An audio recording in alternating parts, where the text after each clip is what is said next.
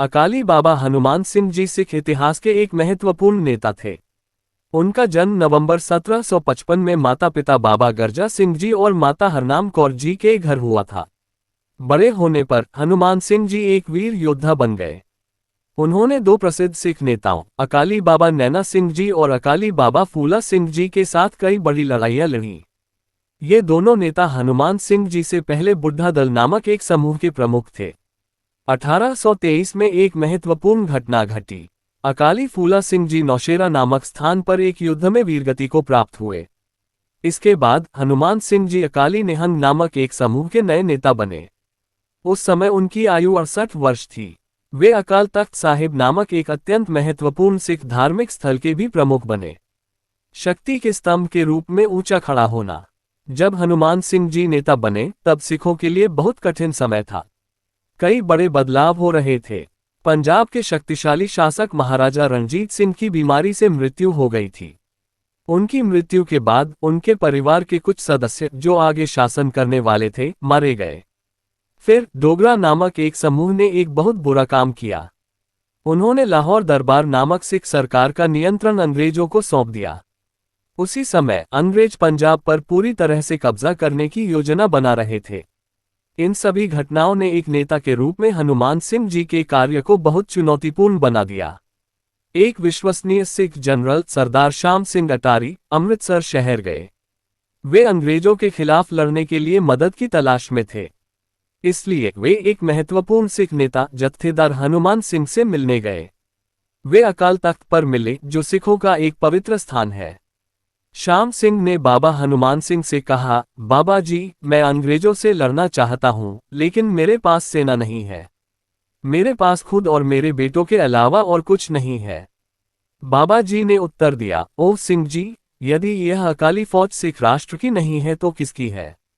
बाद में सबरवा की लड़ाई नामक एक बड़ी लड़ाई में सरदार श्याम सिंह जी और कई अन्य बहादुर सिख योद्धा लड़ते हुए वीरगति को प्राप्त हुए। उन्हें शहीद इसलिए कहा गया क्योंकि उन्होंने अपने उद्देश्य के लिए अपनी जान दे दी। हालांकि उन्होंने अपनी जान गंवाई, फिर भी वे ब्रिटिश सेना को बुरी तरह घायल करने में सफल रहे। युद्ध के बाद बाबा हनुमान सिंह जी और जीवित बचे सिखों ने पटियाला में डेरा डालने का फैसला किया।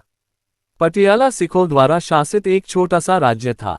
पटियाला के राजा महाराजा करम सिंह थे। जब उन्होंने सुना कि गुरु के शूरवीर सिख योद्धाओं का दूसरा नाम उनके राज्य में है तो वे डर गए। करम सिंह पहले भी अंग्रेजों की मदद कर चुके थे और उन्हें डर था कि कहीं सिख सेना उनसे नाराज न हो जाए। इसी डर से उन्होंने अंग्रेजों को जत्थेदार हनुमान सिंह और सिख सेना का पता बता दिया। बाबा जी और उनके सिख सैनिक खुद को मुश्किल स्थिति में पा रहे थे। वे पूरी तरह से ब्रिटिश सेना और उनके सहयोगियों से घिरे हुए थे। इन सहयोगियों में पटियाला, जींद और फरीदकोट के राजकुमार जैसे सिख शासक भी शामिल थे जिन्होंने अंग्रेजों का साथ देने का फैसला किया था। इन शासकों को बाबा जी और उनके अनुयायी देशद्रोही मानते थे। ये युद्ध तब शुरू हुआ जब ब्रिटिश सेना और उनके सिख समर्थकों ने बाबा जी की सेना पर तोपों से गोलाबारी शुरू कर दी। ये हमला विनाशकारी था। इस भीषण युद्ध में कई सिख सैनिकों ने अपनी जान गंवाई। ये युद्ध पटियाला जिले में उस जगह हुआ जहां आज गुरुद्वारा दुख निवारण स्थित है। आधिकारिक रिकॉर्ड के अनुसार वहां लगभग 15,000 सिख मारे गए थे। हालांकि एक सिख संगठन बुढ़ा दल का मानना है कि यह संख्या कहीं ज्यादा थी। उनका कहना है कि इस लड़ाई में 32,000 सिख सैनिक शहीद हुए थे। शुरुआती हमले में बाबा जी की सेना के सभी लोग नहीं मारे गए। सिख सेना के नेता जत्थेदार बाबा हनुमान सिंह जी लगभग 500 निहंग योद्धाओं के साथ बच गए। निहंग सिख योद्धाओं का एक समूह है जो अपनी बहादुरी के लिए जाना जाता है। अंग्रेजों की भारी तोपों की गोलाबारी के बावजूद ये बचे हुए योद्धा लड़ते रहे। उनके पास जो भी हथियार थे उन्होंने उनका इस्तेमाल किया। तलवारें, धनुष, बाण, कुल्हाड़ी और कुछ पुराने जमाने की बंदूकें जिन्हें माचिस कहा जाता था। युद्ध तब तक जारी रहा जब तक सिख योद्धाओं के पास माचिस के लिए बारूद खत्म नहीं हो गया। तब तक हजारों सिख सैनिक लड़ते लड़ते शहीद हो चुके थे। अंत में खालसा सेना के वीर नेता अकाली बाबा हनुमान सिंह जी भी युद्ध में वीरगति को प्राप्त हुए। पंजाब और उसके लोगों की आज़ादी के लिए लड़ते हुए जब वे शहीद हुए तब उनकी आयु 90 वर्ष थी। योद्धा की संध्या। बाबा हनुमान सिंह के शहीद होने के बाद अकाली बाबा प्रहलाद सिंह जी अकाली निहंग सिंह खालसा के 8वें नेता बने। ये समूह के लिए एक कठिन समय था। ब्रिटिश शासकों ने अपने सैनिकों को आदेश दिया था कि वे किसी भी निहंग सिंह को देखते ही गोली मार दें। इस खतरे को देखते हुए बाबा प्रहलाद सिंह ने नांदेड़ स्थित पवित्र तख्त साहिब की यात्रा करने का निर्णय लिया। वह वहां अकाली सेना को इकट्ठा करना चाहते थे और नई योजनाएं बनाना चाहते थे। बचे हुए निहंग सिंहों के पास दो विकल्प थे। कुछ बाबा जी के साथ हजूर साहिब चले गए, कुछ पंजाब और राजपूताना के जंगलों में छिप गए। उन्होंने गुरु की सेना की परंपराओं को जीवित रखने के लिए ऐसा किया। पंजाब के मोहाली जिले में गुरुद्वारा सोहाना साहिब जी नामक एक विशेष स्थान है। ये गुरुद्वारा वहीं बनाया गया था जहां बाबा हनुमान सिंह जी शहीद हुए थे। ये सिख राष्ट्र के इस वीर नेता के सम्मान में एक स्मारक के रूप में स्थित है। लोग बाबा जी को याद करने और उनके प्रति सम्मान प्रकट करने के लिए इस स्थान पर आ सकते हैं। बाबा जी ने अपना जीवन एक सच्चे खालसा की तरह जिया।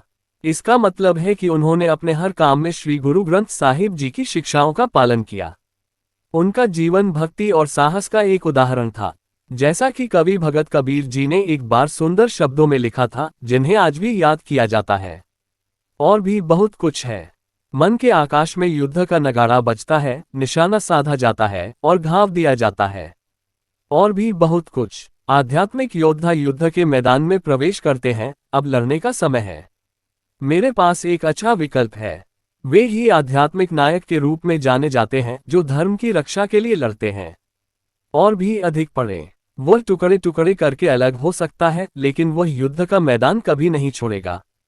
दोस्तों, कैसे लगी आपको ये हमारी दी गई जानकारी कमेंट करके जरूर बताएं, और अगर आप हमारे चैनल पर नए हैं तो प्लीज़ हमारे चैनल को सब्सक्राइब करें। चलिए दोस्तों, मिलते हैं फिर किसी नई वीडियो में। धन्यवाद दोस्तों।